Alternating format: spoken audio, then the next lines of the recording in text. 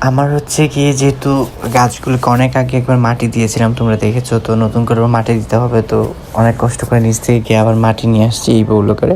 তো মাটি নিয়ে এসে যেহেতু ভাবলাম গাছের গুঁড়িতে দিয়ে দিচ্ছি। প্রথমে মিষ্টি কুদে এবং পানি কুতুর যে গাছটা আছে, বালতিটা আছে, ওইটার মধ্যে মাটি দিয়ে দিচ্ছি।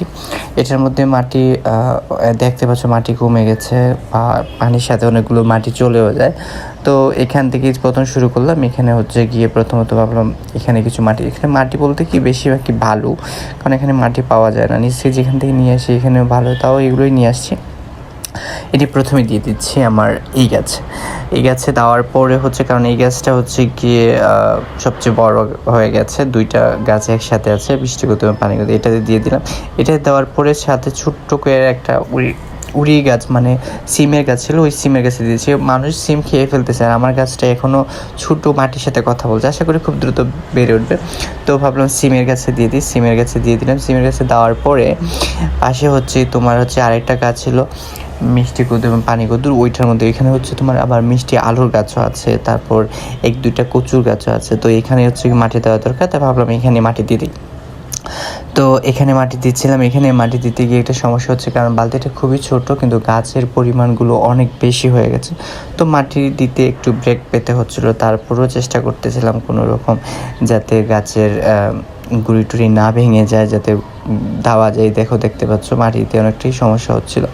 তারপর এর মধ্যে যেহেতু গাছের ডাল দিয়ে ছাড় দেওয়া, তো আর একটু প্রবলেম হচ্ছে। যাই হোক, সব কিছুর পরে এখানে মাটি দেওয়া শেষ করলাম। শেষ করার পরে আবার বোল নিয়ে চলে গেলাম ওইখানে।